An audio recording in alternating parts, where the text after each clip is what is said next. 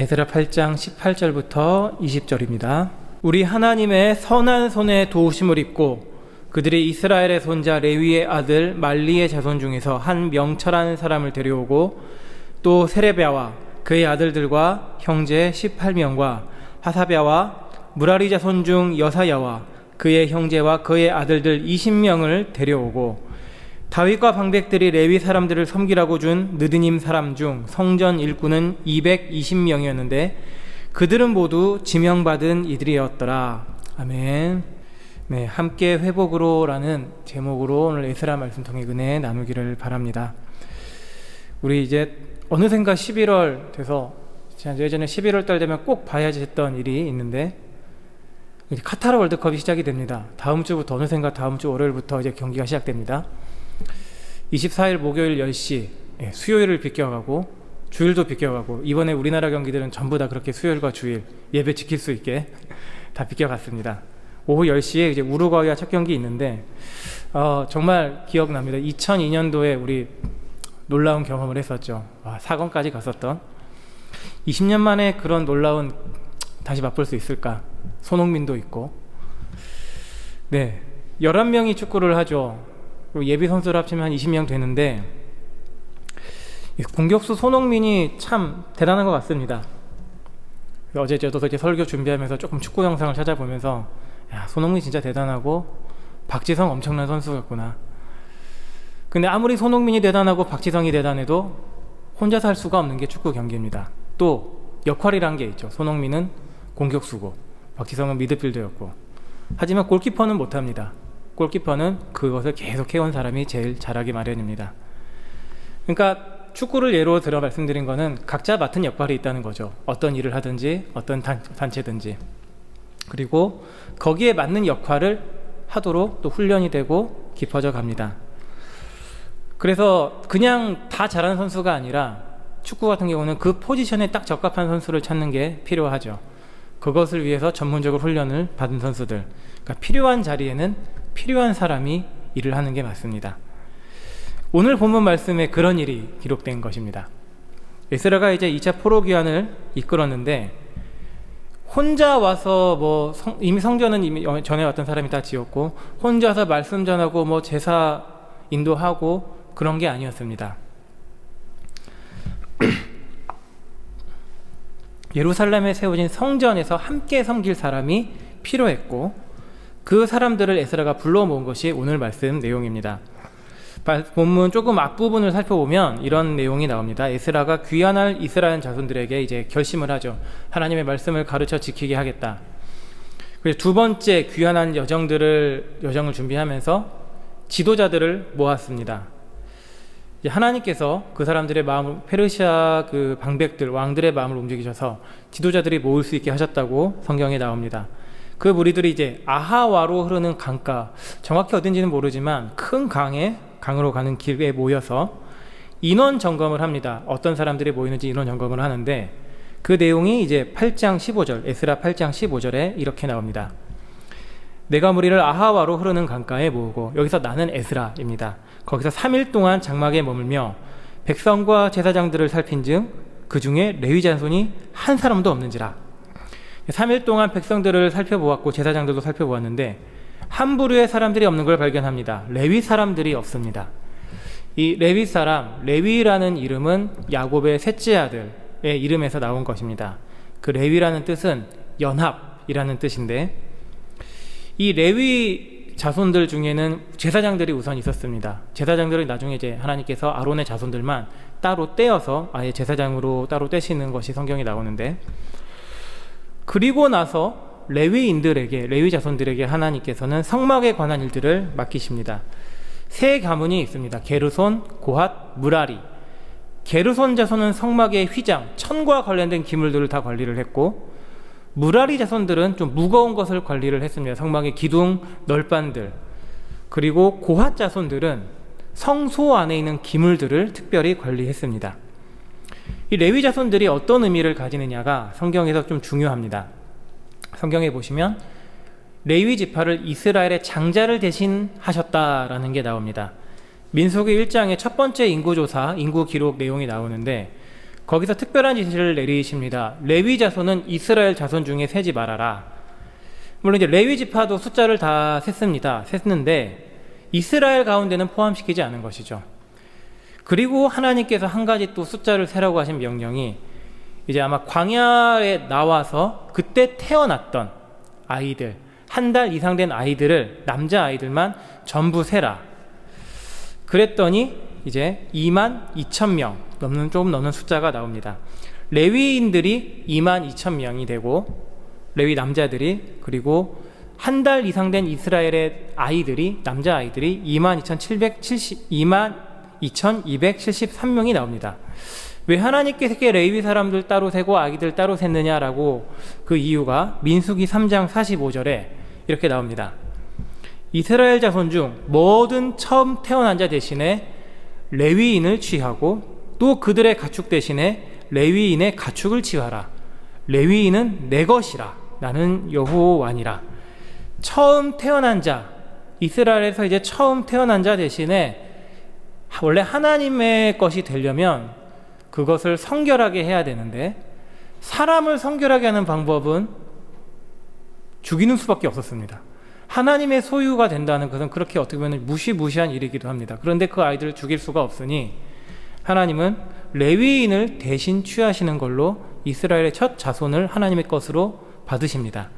그래서 레위인은 이스라엘은 하나님의 영원한 소유다라는 걸 보여주는 사람들입니다.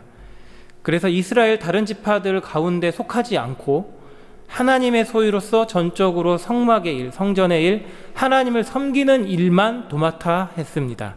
제사를 진행할 때 제사장들을 도왔고, 성막 관리하고 이동하고 설치하고, 그러니까 요즘 말로 보면 예배위원들이죠. 전담 예배위원들, 예배당 관리하고 예배 순서 다 관리하고 그런 사람들이었습니다. 레위인은 또 특별하게 땅을 기업으로 받지 못합니다. 다른 지파들은 다 땅을 받지만 레위인에게는 하나님께서 땅을 주지 말라고 말씀하시는데, 그 이유가 신명기 10장 9절에 또 이렇게 나옵니다. 그러므로 레위는 그의 형제 중에 분깃이 없으며, 기업이 없으며 기업이 없고, 내 하나님 여호와께서 그에게 말씀하신 같이, 이 부분이 중요합니다. 여호와가 그의 기업이시니라. 레위인은 땅이 아니라 하나님을 기업으로 삼고 사는 사람들입니다. 아까 이스라엘 가운데 하나님께 속한 것이 되었다고 말씀드렸는데, 이스라엘이 하나님께 어떻게 살아야 하는지를 이스라엘 가운데서 보여주는 사람들이 레위인들이었습니다. 그러니까 땅 일부를 받지 않았고, 그렇다고 레위인들이 공중에 둥둥 떠서 살 수는 없으니 실제로는 이스라엘 지파 가운데 흩어져서 살았습니다. 하지만 그 가운데에 저 사람들은 우리랑 달리 눈에 보이는 땅이 아니라 하나님만 기업으로 받고 사는 사람들이야. 그걸 보고서 우리의 신앙은 무엇인가를 눈에 보이는 자료로 보여주는 것이죠. 신앙의 표본입니다. 근데 레위인은 왜 이렇게 흩어져야 했을까? 그 내용이 야곱대로 거슬러 올라갑니다. 창세기 35장까지 거슬러 올라가는데, 야곱에게 굉장히 슬픈 사건이 세겜 땅에서 일어났습니다. 딸 디나가 강간을, 욕을 보였습니다. 그 세겜 추장, 그 아들이 디나를 보고 이제 겁탈을 하고 또 아내를 삼고자 해서 요청을 하는데, 너희가 우리와 결혼하려면 다 할례를 받아야 된다. 알았다, 할례 다 받겠다. 남자가 다 할례를 받고서 아파할 때에 시므온과 레위가 칼을 들고 그 세겜 사람들을 무차별하게 살해를 했습니다. 그 지역에서 아주 미운 못이 박힌, 그래서 어떻게 보면은 전쟁을 일으키는 그런 행위를 했고, 그래서 야곱은 시므온과 레위에게 저주를 내립니다. 왜냐하면 그들이 분노에 사로잡혀서 아주 위험한 행동을 했기 때문입니다. 그 저주의 내용이, 그들은 칼은, 시므온과 레위의 칼은 폭력의 도구다. 아주 적나라하게 비난을 하고, 다른 자손들은 시므온과 레위와 함께 하지 말아라. 분노에 사로잡혀서 끔찍한 일을 저질렀다. 그래서 저주를 받을 것이다. 그리고 창세기 49장 7절의 저주의 내용이 이렇게 나옵니다. 그 노여움이 혹독하니 저주를 받을 것이요 분기가 맹렬하니 저주를 받을 것이라. 내가 그들을 야곱 중에서 나누며 이스라엘 중에서 흩으리로다. 시므온 지파와 레위 지파는 이스라엘 가운데 모여 살지 못할 것이다 라는, 어떻게 보면은 아주 끔찍한 저주를 내립니다. 르우벤도 저주를 받았지만 이렇게만큼은 아니었습니다. 그래서 과연 이 저주대로 시므온 지파와 레위 지파가 실제로 흩어져 버립니다. 시므온은 자기들만의 기업을 받은 게 아니라 유다 지파 땅 가운데 빌붙어 사는 그런 형국으로 딱 기업을 받습니다. 그래서 점차 흡수되고 사라져 버렸습니다. 레위 지파는 아예 땅 자체를 기업으로 받지 못했습니다. 근데 이렇게 저주를 받았던 레위 지파가 어떻게 하나님을 섬기는 하나님의 소유가 되는 자들이 된 것인가? 그 일이 출애굽 과정에서 일어납니다. 금송아지 사건, 모세가 시내산에 하나님 뵈러 올라갔을 때의 사람들은 우리를 인도한 하나님을 보여달라. 아론이 그러면 금귀고리를 줘라. 그랬더니 우상 그 금송아지를 만들어서 이것이 너희를 애굽에서 인도한 여호와 하나님이시다. 가증스러운 일을 저질렀죠. 하나님께서 모세에게 말씀하셨습니다. 이스라엘이 지금 하나님께 가증하게 되었다. 내려가서 네가 이걸 빨리 처리를 해야 된다. 그래서 모세가 내려와 보니 방자하게 떠들고 이방의 축제를 벌이고 있습니다. 모세가 이제 돌판을 깨뜨리죠. 그리고 그들 앞에 나아가서 큰 소리로 외치는 내용이 너희 이스라엘 자손 중에 하나님의 편은 다 내게로 오라. 하나님께 속한 사람들은 다 내게로 오라. 그 명령에 반응한 사람들이 누구냐면 바로 레위 지파였습니다. 레위 지파 모두 다 모세에게 나아갔고 모세가 레위 지파에게 아주 끔찍한 명령을 내립니다. 너희가 칼을 차고 진영 이쪽 문에서 저쪽 문까지 다니면서 너의 친구, 친척, 형제를 칼로 죽여라. 굉장히 슬프고 끔찍한 명령을 내리는데 레위 지파가 그것을 그대로 순종을 하고 그날 이스라엘 가운데 3,000명가량이 그렇게 죽임을 당합니다. 근데 이 일에 대해 하나님께서 모세를 통해 하시는 내용이 말하시는 내용이 출애굽기 32장 29절에 이렇게 나옵니다. 모세가 이르되 각 사람이 자기의 아들과 자기의 형제를 쳤으니 오늘 여호와께 헌신하게 되었느니라. 그가 오늘 너희에게 복을 내리시리라. 아멘. 레위 지파의 헌신, 이게 신앙의 눈이 아니고서는 이해가 되지 않죠. 칼로 죽였는데 어떻게 그것이 헌신이냐? 하지만 이스라엘은 하나님의 소유입니다. 하나님께 전적으로 거룩한 것은 절대 타협할 수 없는 내용이기 때문에 우상 숭배를 한 것은 이스라엘 모두가 진멸되어야 되는 내용이지만 레위 지파가 대표로 칼로 이스라엘의 일부를 침으로써 하나님께 돌아오게 했다. 헌신하게 했다. 그래서 하나님이 레위에게 복을 내리십니다. 이스라엘을 이스라엘 되게 하는 복. 그래서 레위 지파가 참 과격한 헌신을 했고 그로 인해 야곱이 내렸던 저주가 복으로 바뀌게 됩니다.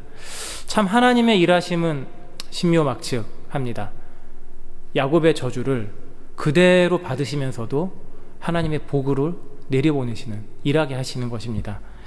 이렇듯 레위인들은 이스라엘이 지향해야 할 신앙의 목표, 신앙의 모습, 그것을 그대로 보여주는 사람들이었습니다. 전적인 헌신, 섬기는 일, 하나님을 섬기는 자들, 그 이름 연합이라는 뜻처럼 하나님께 연합되는 삶, 그것을 보이는 사람들이 레위 지파였죠.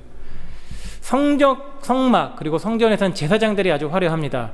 멋있는 색의 옷을 입고 금도 달고 레위인들은 그냥 흰색 옷 입고 일을 했지만 그 레위인들이 없었다면 제사장들은 과연 제사를 드릴 수 있었겠는가? 성경 관리가 가능했겠는가? 그렇지 않죠. 레위인들은 너무나도 필요했던 사람들입니다.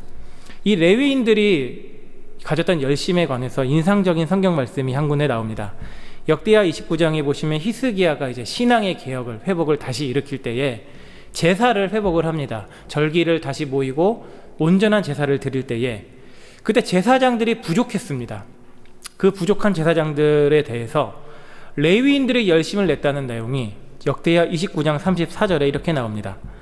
그런데 제사장이 부족하여 그 모든 번제 짐승들의 가죽을 능히 벗기지 못하는 고로, 짐승을 잡아서 가죽을 벗기고 번제 드려야 되는데 너무 손이 딸리고 그 중노동을 하기가 힘드니 그의 형제 레위 사람들이 그 일을 마치기까지 돕고 다른 제사장들이 성결하게 하기까지 기다렸으니, 제사장들이 성결하게 할 때까지 기다리면서 그 일을 계속했으니 이는 레위 사람들의 성결하게 함이 제사장들보다 성심이 있었습니다. 제사장들은 하나님께 가장 드러나게 보이는 헌신하는 자들인데 그런 자들보다 더 열심으로 하나님께 순전한 마음으로 섬겼던 일이 있었다. 보조였습니다. 그렇지만 보조라고 해서 열등한 것이 아닙니다. 오히려 히스기야 때에 보였던 것처럼 더 열심을 낼 수 있습니다. 하나님께서 더 귀하게 보신 것입니다. 참 오늘 교회에 그러신 분들이 많습니다. 목회자들 앞에 늘 드러나 보이고 성경 얘기하고 가르치고 해서 늘 주목받지만 사실 목회자들보다 영성, 신앙 더 깊으시고 뛰어나시고 신학 지식 목회자보다 더 많이 아시는 분들 아주 많습니다. 근데 그런 분들을 참 일관되게 자기를 드러내지 않잖아요. 자기 자랑하지 않고 교회가 온전히 잘 운영되도록 섬기고 목회자가 정말 교회를 섬길 수 있도록 지원하고 또 필요한 자리에서 잘 가르치고 정말 그 레위인들처럼 이 하나님을 섬기는 일에 자기 드러내지 않으면서 너무나도 기쁨과 열심으로 그렇게 모범을 보여주시는 분들이 있습니다. 정말 목회자들이 보고 부끄러워할 만한 그런 분들을 보면서 참 이제 찔림도 받고 도전도 받습니다. 이 본문으로 돌아와서 에스라가 이 레위인들을 긴급하게 불러 모은 겁니다. 귀환하려는 족장들을 다 소집해가지고 우리 레위 빨리 필요하다, 명철한 사람이라고 소개되는 요야립, 엘라단 불러서 이제 가시비아라는 지방에 가서 성전을 위해 섬길 자를 데려오라 라고 지시를 합니다. 그래서 오늘 본문이 그 지시를 실행한 내용이 나옵니다. 18절과 19절을 보시면 레위 사람들 몇몇의 이름이 이렇게 나옵니다. 그 레위의 아들 말리의 자손 가운데 있는 한 명철한 사람, 이름은 기록되지 않는데 아주 지혜로웠던 사람 같습니다. 한 명철한 사람이라고 집어서 얘기하고 또 세레비아, 그의 아들들 형제 18명, 그리고 19절 보시면 하사비아, 무라리 자손 중 여사야, 그의 형제와 아들들 20명. 한 대략적으로 세면 한 60명 정도 되지 않았을까, 뭐 더 적을 수도 있고 많을 수도 있겠지만 제 추측으로는 한 60명 정도지 않았을까 싶습니다.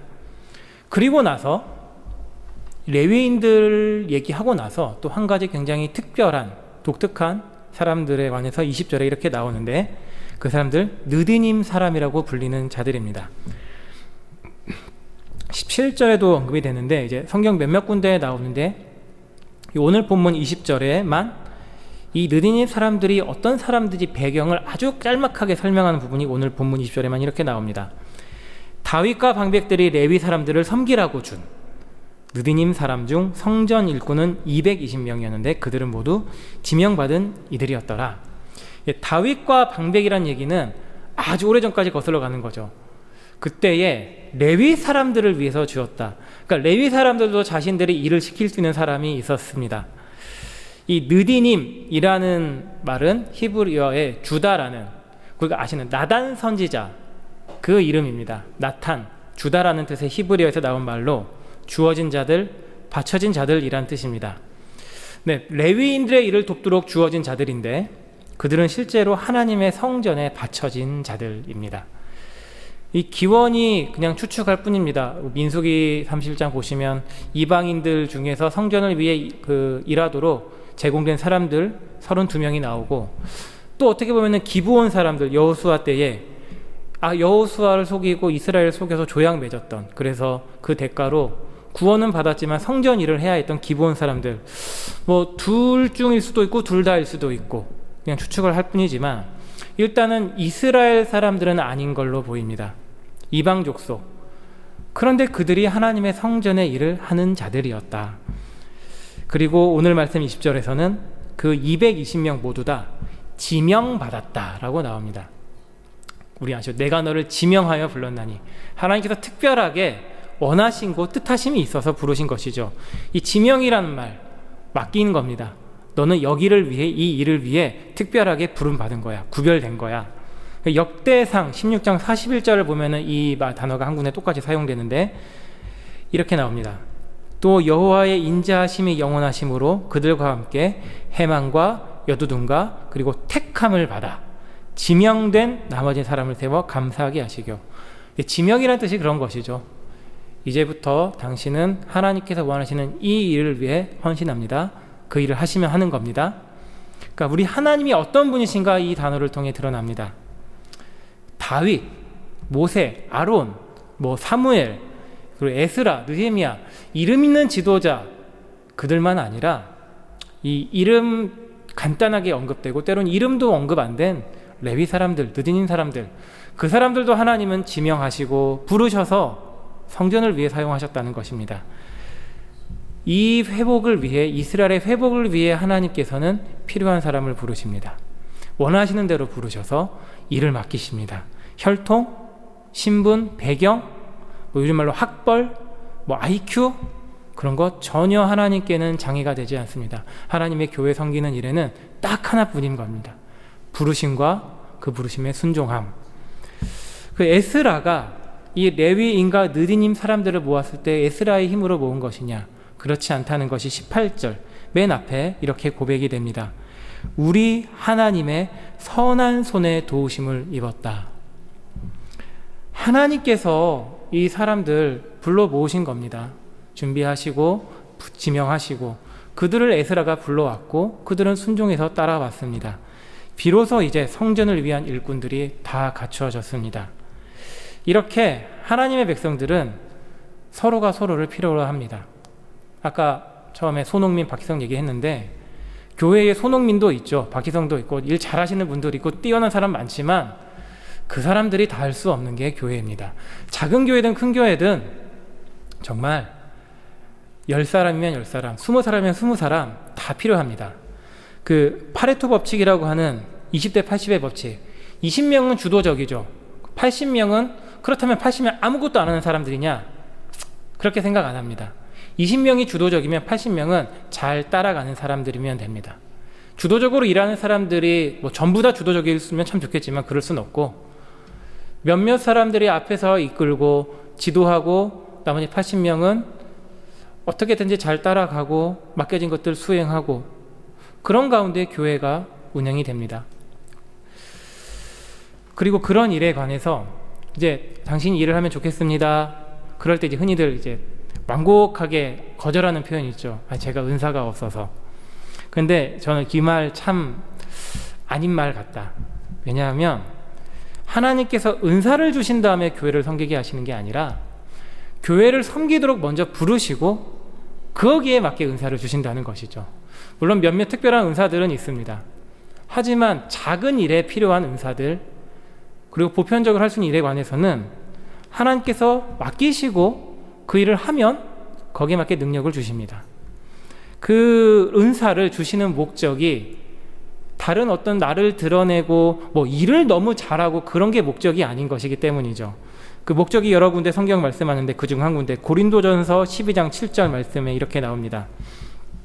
각 사람에게 성령을 나타내심은 유익하게 하려 하심이라. 네, 성령께서 은사를 각 사람에게 나눠주십니다. 어떤 사람에게는 방언, 또 통역, 또 이제 예언을 말하고 그리고 가르치고 그런 많은 은사들 섬기고 구제하고 그런 은사를 다 주시는데 그런 은사들을 나눠주셔서 드러내시는 것은 성령께서 일하시는 것. 한 성령께서 일하시는데 무엇을 목적으로 하냐면 유익, 교회의 유익, 성도의 유익이 목적인 것입니다. 그래서 은사 많았다고 자랑할 것도 없고 내가 은사 한두 개밖에 없다고 해가지고 이렇게 위축되어 있을 필요가 전혀 없습니다. 한두 개 있으면 그만큼 하면 되는 거고 많으면 많은 대로 하나님께서 많이 맡기시는 거고 저는 하나님께서 처음에는 약간 불공평한 분은 아니신가 싶었습니다. 아니 어떤 사람은 이렇게 많은 은사를 주시고 많은 일을 하게 하시고 어떤 사람은 조금밖에 못하게 하시고 근데 제가 성경을 보면서 그게 아니구나. 주신 대로 거두시는 분이구나. 많이 주신 자에게는 많은 것을 기대하셔서 많은 것을 계산하실 것이고 조금 주신 자에게는 조금 주신 대로 계산하실 것이고 그러면 내가 할 일은 그냥 나에게 주신 것만큼 섬기면 되는 것이겠구나. 그렇게 섬기는 목적, 유익을 에베소서 4장 13절에서는 또 이렇게 말씀을 합니다.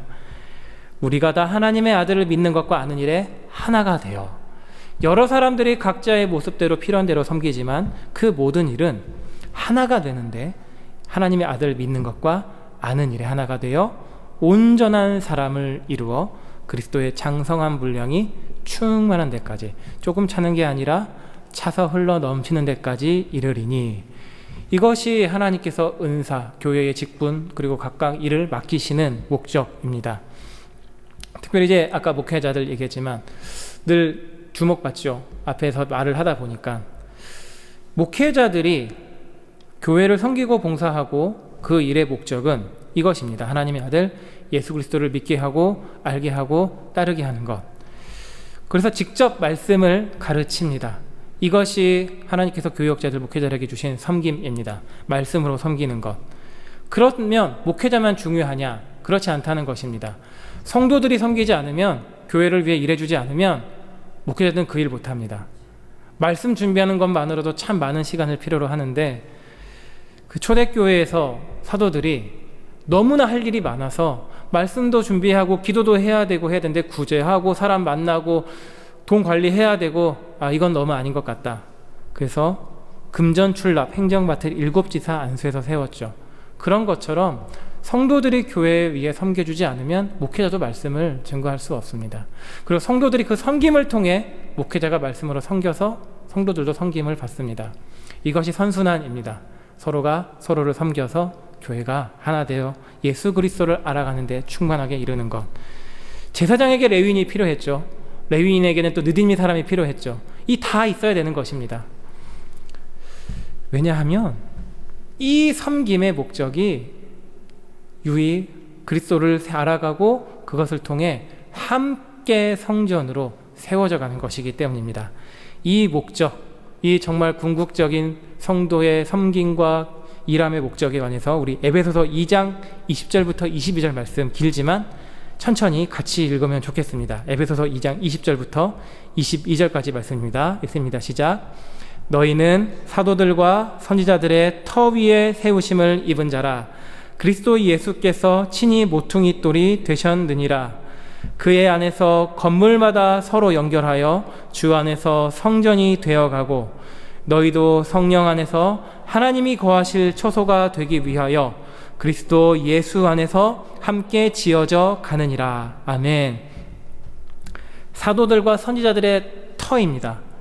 사도하고 선지자들은 아주 독특한 특별한 사람들입니다. 예수님을 직접 만났고 직접 배웠습니다. 그러니까 복음을 가장 먼저 배웠죠. 보고 배웠죠. 그래서 터가 됩니다. 그들이 가르쳐준 기초 위에 서 있는데, 그 기초에 세워진 가장 중요한 돌 하나가 있죠. 예수 그리스도, 모퉁이 돌이라고 불리시는 예수 그리스도. 이 모퉁이 돌은 건물 전체의 하중을 지탱해야 돼서 아주 튼튼하고 크고 단단한 돌이어야 합니다. 전체 건물이 얼마큼 클 것인가, 모퉁이 돌에 좌우된다고 합니다. 그래서 예수 그리스도는 우리가 성전으로 세워자는 모퉁이 대리신데, 예수님은 어떤 분이시냐? 무한하신 분, 우리의 모든 능력이 되시는 분. 그래서 우리 성전은 한계가 없습니다. 에스라 제2성전도 길이의 한계가 없습니다. 그런 것처럼 우리 세워져 가는 교회도 끝없이 계속 그리스도 위에서 세워져 갑니다. 그리고 이 모퉁이 돌이 가지는 또 하나의 중요한 의미가 있습니다. 그리고 사실 방금 말씀드린 첫 번째 의미의 또 근원이 되는 의미, 모퉁이 돌, 구원이 되신다. 우리의 구원이 되시기 때문에 우리가 영원히 의지할 수 있는 분이시다. 그 의미를 관해 베드로전서 2장 6절이 이렇게 말씀합니다. 성경에 기록되었으되 보라, 내가 택한 보배로운 모퉁이 돌을 시온에 두노니 그를 믿는 자는 부끄러움을 당하지 아니하리라 하였으니, 택한 모퉁이 돌, 하나님께서 택하신 이 보배로운 모퉁이 돌은 믿는 자들이 부끄러움 당하지 않고 구원을 해주시는 분이시다. 안전하게 피할 수 있는 분이시다. 그래서 그 구원 되신 예수님으로 말미암아 우리가 예수님께 우리 자신을 의탁하고 온전히 함께 성전으로 세워져 간다는 것입니다. 그 구원이 유대인에게만 주어진 것이 아니라 이방인들에게 주어졌습니다. 이전에 우리는 하나님과 원수였죠. 하나님 몰랐고 하나님 비방했고, 그러나 예수 그리스도께서 십자가에서 자기를 죽으심으로, 피 흘리심으로 하나님과 화목하게 하신 그 일로 인해, 그 구원으로 인해 우리가 느디님 사람처럼 하나님의 성전에 들어오고 성전을 섬기는 그 일로 부름 받았습니다. 성령께서 우리 안에 거하신 처소가 되기 위해 우리를 부르셨습니다. 너는 레위인처럼, 느디님 사람처럼, 또는 제사장처럼 이름 모르는 사람일 수도 있고 유명한 사람일 수도 있고, 하나님께는 그것이 아무 상관이 없습니다. 모두가 하나의 성전으로 세워져 가는 것이다. 그것이 우리가 지금 구할 교회의 회복임을 믿습니다. 예배당 다시 짓는 게 아니라 하나님이 높임 받으시고 하나님만 기뻐하시는, 하나님만 기뻐하는 그래서 우리가 정말 어떻게 하면 하나님을 기쁘게 섬길 수 있을까? 하나님을 위해 나의 시간을 어떻게 사용할 수 있을까? 재물을 어떻게 사용할 수 있을까? 어떻게 사람을 돌볼 수 있을까? 말씀을 전할까? 가르칠까? 그것들을 우리가 고민하고 나누고 더 충만하게 예수님을 알아가는 그런 일을 위해 우리를 부르셨습니다. 네, 말씀을 정리하겠습니다. 에스라가 포로에서 돌아올 때에 이 레위인과 느디님 사람을 필요로 했던 것은 그냥 성전이 있다고 회복이 아니라 사람들이 모였다고 회복이 아니라 말씀이 전해지고 실제로 그 말씀을 배울 수 있도록 일할 사람들이 필요했기 때문입니다. 몇몇 사람들만으로 회복이 이루어지는 것이 아닙니다. 모두가 하나님의 교회의 회복으로 부름받았음을 우리는 생각을 합니다. 각자 역할이 다릅니다. 그래서 시기할 필요도 없고 부러워할 필요도 없고 하나님께서 나에게 맡겨주신 것, 그것을 하는 것, 내가 주신 은사, 내게 이것이 있는데 참 작은 건데 그것이 하나님의 교회를 위해 필요한 곳 무엇이 있을까? 또 하나님, 내가 이 일을 하고 싶은데 내게 그 은사를 주세요. 그러면 하나님은 주십니다. 은사를 풍성히 주시는 분이십니다.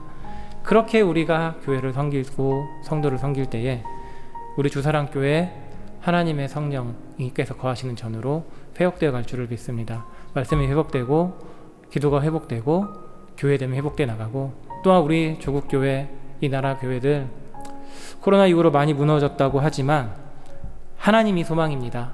그래서 우리는 회복될 줄로 믿습니다.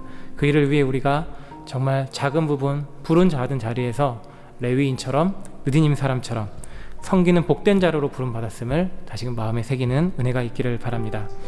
기도하시겠습니다. 각 사람을 원하시는 대로 부르시고 세우시고 교회를 위해, 성도를 위해 일하게 하시는 하나님, 부르신 자들에게 하나님 은사를 원하신 대로 베풀어 주옵소서. 주신 선물을 사용해서 교회를 풍성하게 세워갈 수 있게 해주시고, 내가 제사장이든 제사장과 같은 사람이든 레위인과 같은 사람이든 느드님과 같은 사람이든 그런 것들에 개의치 아니하고 하나님께서 맡겨주신 것, 또한 생각나게 하시는 것, 해야겠다고 마음에 품게 하시는 것들 기쁨으로 자원할 수 있게 하여 주옵소서. 저희가 이제 이번 돌아오는 주일, 추수감사 주일을 이제 맞이합니다.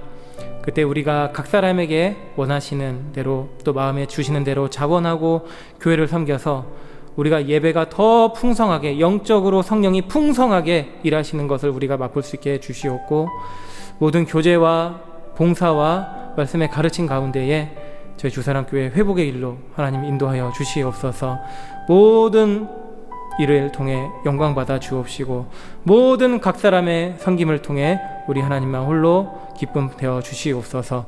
우리 주 예수 그리스도의 이름으로 기도드렸습니다. 아멘.